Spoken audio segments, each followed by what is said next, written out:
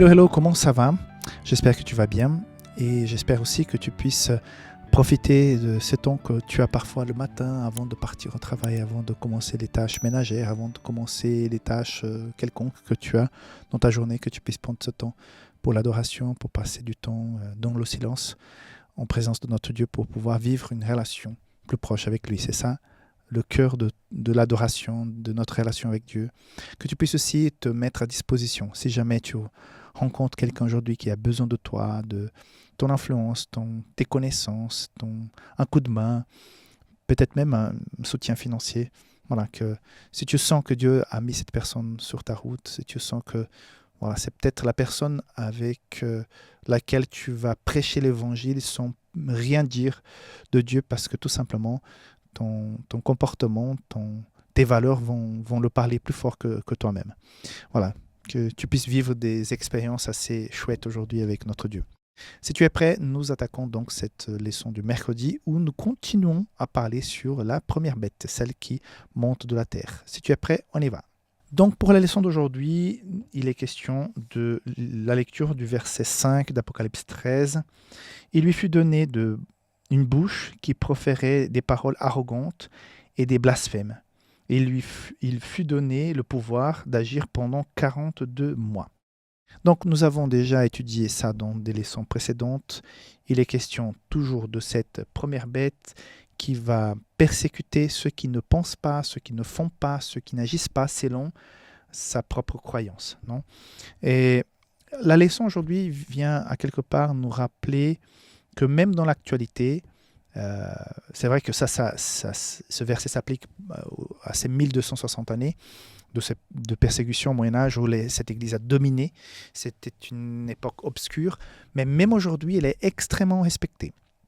Et comme j'ai mentionné rapidement hier, on va aller plus loin aujourd'hui, c'est que ce qu'aujourd'hui ne paraît pas si puissant, si important, peut rapidement changer. La leçon, comme j'ai déjà mentionné ici, nous rappelle que les choses depuis la Covid nous montrent que la société peut se ranger d'un côté et de l'autre d'une façon vraiment vertigineuse. Par exemple, quand on regarde un match de foot, parce que c'est quelque chose qui est plus abordable, on a cette équipe qui est en train de gagner, tout va bien, ils sont déjà même peut-être en train de commémorer, ils sont 3-0, donc voilà, ils vont gagner. On a déjà vu des matchs que quand la personne pense qu'elle a déjà gagné, donc elle baisse la garde, et les autres qui sont là, tout à coup commencent à marquer, et en quelques minutes, ils font 4 buts, et ils sont champions, et les autres ont perdu. Donc tout à coup, tout semblait aller dans telle direction, mais voilà, il y a un changement dans la tête des joueurs. Certains ont cru, d'autres n'ont pas cru, et tout à coup, tout a changé, tout a basculé.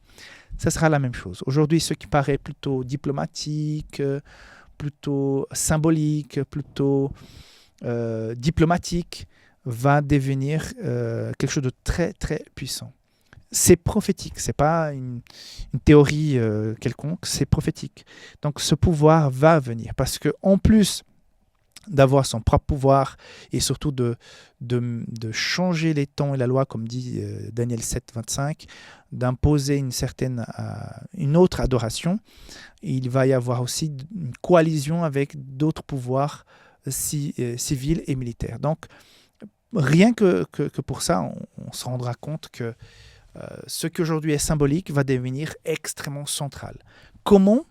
J'ai quelques pistes, je vous ai déjà mentionné certaines, mais je pense qu'il y aura des manifestations extraordinaires qui vont faire en sorte que les gens passeront à croire que c'est la voix de Dieu, c'est le pouvoir de Dieu, c'est Dieu lui-même qui est là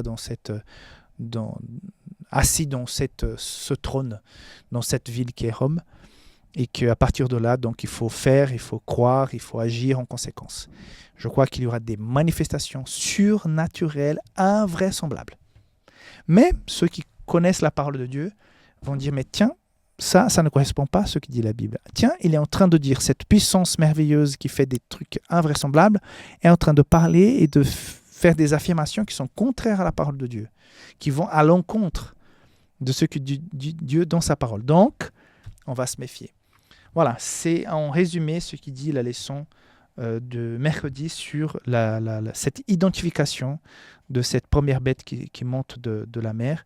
Donc un pouvoir là, je résume, un pouvoir qui au départ était politique, qui va devenir religieux, qui va prendre une immense place, qui va dominer tout le Moyen-Âge. Aujourd'hui est un peu affaibli, même si elle est respectée, mais qui va reprendre rapidement des couleurs d'une façon fulgurante. Ok ?